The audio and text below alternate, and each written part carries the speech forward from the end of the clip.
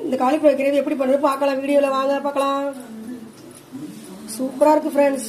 கொதிக்க கொதிக்க சோத்துல போட்டு பெனஞ்சு சாப்பிட்டா அப்படிதான் இருக்கும். எல்லாரும் எப்படி நினைக்கலாம். வெல்கம் டு சாப்பாடுவைகள். இன்னைக்கு வந்து காலிஃப்ளவர் கிரேவி பார்க்க போறோம். அதுக்கு நல்லா கழுவிட்டு தண்ணியில கொதிக்கிற தண்ணியில போட்டு மஞ்சள் போட்டு வாஷ் பண்ணி எடுத்துக்கிறோம். கொதிக்க வச்சு லைட்டா உப்பு சேர்த்துக்கிறோம். வேக வச்சு எடுத்துட்டு அதுக்கடுத்து லைட்டா மிளகாத்தூள் சேர்த்துக்கிறோம்.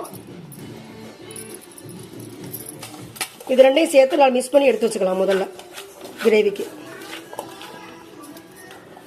நல்லா பிரட்டியாச்சு. இது ஒரு 10 நிமிஷம் அப்படியே தனியா இருக்கட்டும். அதை மசாலா ரெடி பண்ணிக்கலாம். 2 தக்காளி பொடிசா நறுக்கி வச்சிருக்கிறோம். 10 முந்திரி சேர்த்து வச்சிருக்கோம். இதை முதல்ல பேஸ்ட் பண்ணிட்டு வந்துடலாம். சட்டி காஞ்சிருச்சு. 50 கடலெண்ணெய் சேர்த்துக்கிறோம். அதுல தம்பிக்கலாம்.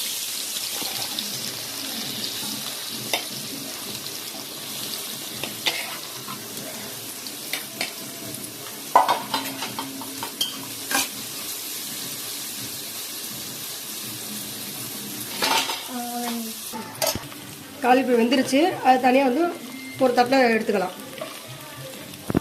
காலிஃப்ளவர் அள்ளியாச்சு. அதே எண்ணெயில் ஒரு பிரிஞ்சி இலை சேர்த்துக்கிறோம். ஒரு பட்டை, ஒரு கிராம்பு, ஒரு ஏலக்காய் சேர்த்துக்கிறோம்.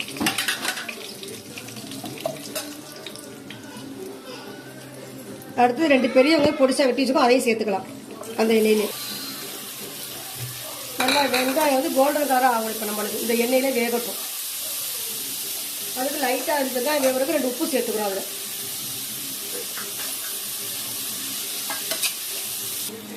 வெங்காயம் வந்துட்டு இருக்கும்போது ஒரு ஸ்பூன் இஞ்சி பூண்டு சேர்த்துக்கிறோம். அதுலேயே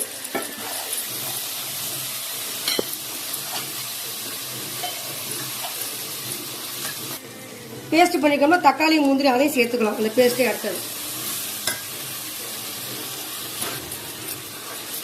அந்த பச்சை வடை போற வரை நம்ம நல்லா வதக்கிக்கணும். தக்காளி பேஸ்ட் சேர்த்துக்கப்புறம் 2 ஸ்பூன் வந்து மிளகாத்தூள் சேர்த்துக்கிறோம். அதுலயே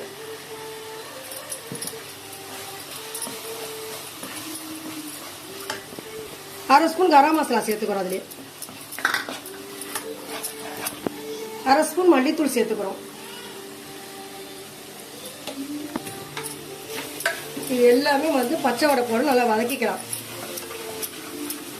கிரேவி ரெடி ஆயிடுச்சு. 1/2 டம்ளர் தண்ணி சேர்த்துக்கிறோம். அதுல இதுதான் நம்மளுக்கு கிரேவி.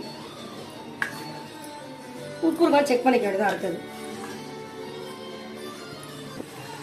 நல்லா தண்ணி 1/2 டம்ளர் தண்ணி சேர்த்துட்டோம். நல்லா கொதி வந்தோன்னா காலிஃப்ளவர் சேர்த்துக்க வேண்டியதான். அடுத்தது நல்லா கொதி வந்துருச்சு. இது இந்த நேரத்தில் உப்பு கட்டுறாங்க செக் பண்ணிட்டு காலிஃப்ளவர் வறுத்து வச்ச பொரிச்சதுமே அதை சேர்த்துக்கலாம்.